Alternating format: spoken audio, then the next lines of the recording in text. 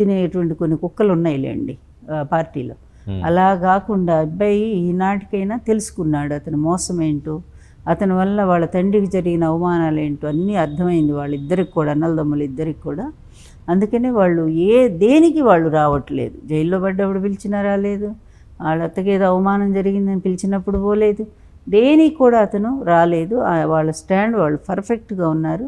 మాకు ఇప్పుడు రాజకీయాలతో సంబంధం లేదని నిన్ననే కళ్యాణరామ్ కూడా స్టేట్మెంట్ ఇచ్చాడు.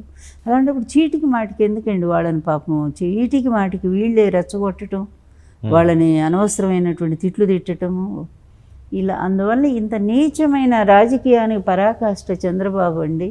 విలువలతో కూడిన రాజకీయాలకి ఈరోజు జగన్మోహన్ రెడ్డి అండి పరాకాష్ట. అంటే వారసత్వం బ్రాహ్మణి వస్తారని ఎక్కువగా వినిపిస్తున్న వాయిస్ ఎవరన్నా రానివ్వండి, ఎవరు వచ్చినా ఏదో అంటారే. ఆ వాయిస్ ఎందుకు వస్తుంది? కన్ను సరిగా లేకపోతే ఎన్ని జోళ్ళు పెట్టినా కూడా ప్రయోజనం లేదండి. అసలు పార్టీ విలువే దిగజారిపోయింది.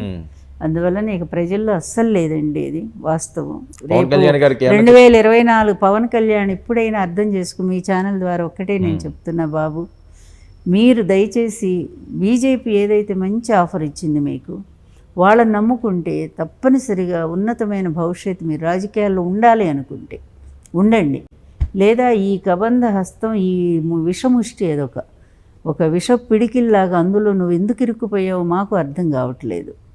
అందువల్ల అక్కడుంటే భస్మాసుర హస్తమే ఎంతమందిని నాశనం చేశాడో అతను అందరికీ తెలుసు.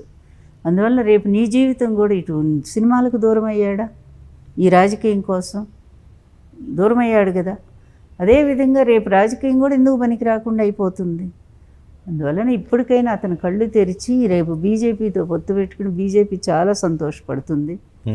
ఒక ఇండివిజువల్గా పవన్ కళ్యాణ్ మేము అని చెప్పి వాళ్ళిద్దరే కలుస్తారు.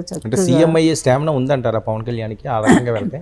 అంటే నాట్ నౌ, చాలా టైం పడుతుంది అతనికి. ఏది అతను ఆ విధమైన వర్క్ ఈ పార్టీ చేసి ఉంటే కొంత బెటర్గా ఉండేది. పాపం అతనికి ఎవరు సరైన సజెషన్లు ఇవ్వలేదు. ఇచ్చేవాళ్ళని వచ్చిన వాళ్ళందరినీ పోగొట్టుకున్నాడు అతను, తప్పు అది. సో ఇప్పుడైనా సరే బీజేపీ ఏం చెప్పింది అతను వింటే మాత్రం బాగుపడతాడు. ఇంకొక ముఖ్య విషయం లక్ష్మీపార్వతి గారు, కనీసం ఒక 10 సీట్లు గెలిచిన రేపు ఎలక్షన్లో బీజేపీ వీళ్ళు గెలిచి చాలు కదండి. సొంత బలమేగా. అది టీడీపీ పోనివ్వండి, స్మాష్ అయిపోనివ్వండి, నెక్స్ట్ అదంతా మీకు డైవర్ట్ అవుతుందిగా కదా. అసలు ఆలోచన లేకపోతే ఎలా? ఎన్టీ రామారావు గారి మీద వాళ్ళ పిల్లలే క్షుద్ర పూజలు చేశారు అన్నది కామెంట్ నిజమా మేడం? అది ఏదో ఆవేశంలో చెప్పారా మీరు? నేను ఒక ఇంటర్వ్యూలో విన్నాను. ఏమండి? ఎన్టీ రామారావు గారి మీద క్షుద్ర పూజలు చేశారు. పిల్లలందరూ కాదండి, భువనేశ్వర్ చేయించిందండి. చంద్రబాబు భువనేశ్వరి 100%. ఒక అధికారి ఇంట్లో కేరళ నుంచి పిలిపించి చేశారు, ఇంకా ఆయన లేవకూడదని.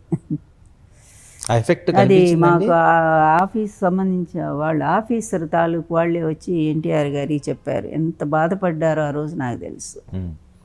సరే, చనిపోయే ముందు కొన్ని గంటల ముందు ఏవో కొన్ని ముఖ్యమైన విషయాలు మీతో మాట్లాడారు అన్నది కూడా మీరు ప్రస్తావించే సందర్భం ఏంటి మేడం? అది ముఖ్యమైన విషయాలు చనిపోయే ముందు ఏం లేదు, పార్టీ గురించే మాట్లాడుకున్నాం. పార్టీ గురించి, నెక్స్ట్ ఇది మన సింహగర్జన సదస్సు గురించి మాట్లాడుకున్నాము. తర్వాత ఈ డబ్బులన్నీ ఆ రోజే కదా అతను స్టే ఆర్డర్ తెచ్చి ఎన్టీఆర్కి రూపాయి కూడా రానియకుండా చేశాడు. ఇక ఎట్లా చేస్తాం లక్ష్మి, డబ్బులు ఆపేశాడు. మామూలు తిట్లు ఆ రోజు చంద్రబాబు భయంకరంగా తిట్టాడు. అని అంటే ఏం పర్వాలేదు నెహ్రూ చేస్తానన్నాడు కదా, మీరేం వరీ అవ్వద్దండి, మనసులో ఏం పెట్టుకోవద్దని ఎంత చెప్పినా ఆయన బాధ తట్టుకోలేకపోయాడు. ఇది జరిగి సాయంత్రం 5ంటికి లాయర్